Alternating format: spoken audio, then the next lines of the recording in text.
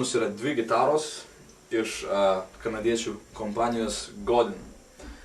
Ir abi gitaros nėra labai brangios, tai yra viena kažkur apie 1500 kainuojanti, kita apie 2,5. Ir iš esmės tai yra tokios Fenderio tipo gitaros, kurios tikrai neblogai pagamintos, bent jau kaip pas mus partija atvažiavo, man labai patiko jos.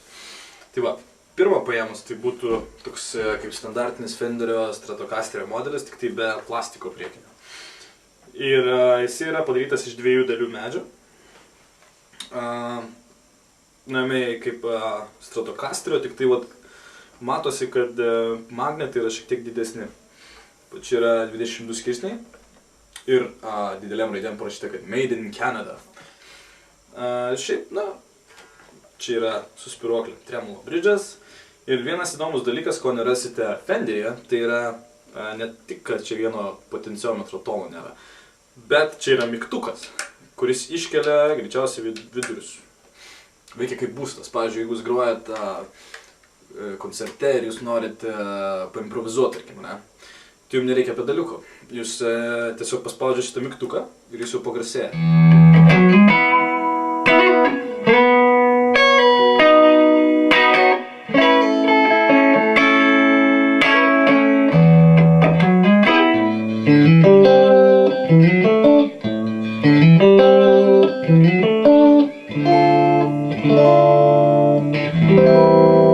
Dar galima paklausyti, kaip skambėtų gitara su to būstu. Tai tarkim, jeigu pirmas pavyzdys yra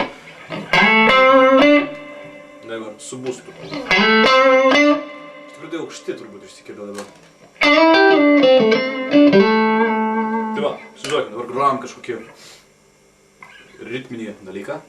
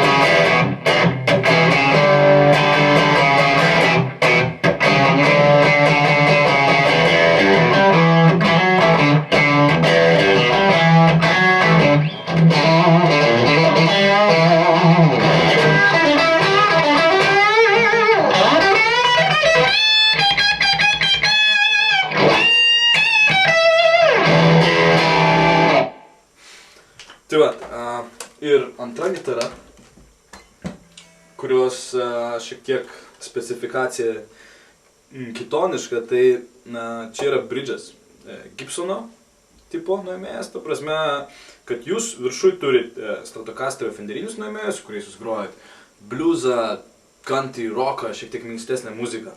Ir čia jūs turit bridžą faktiškai iš Les Paulo nuėmėją, kuris jums duoda tą tokią masę. Tai va, čia taip pat yra 2 potenciometrai, vienas garsui, kitas tonas, 5 pozicijų switchas nuėmėjų, 22 skirsniai ir raudonmedžio pirštlentė, kuri duoda šiek tiek mažiau aukšto dažnio. Tarkim, tai labai gerai dera prie nuėmėjo, tada jeigu norit masės daugiau. Taipogi ši gitara yra gaminta Kanadoje, rankų darbo. Tai va, čia nėra to mygtuko, bet 1000 daugiau kainuoja ši gitara tikrai ne dėl mygtuko.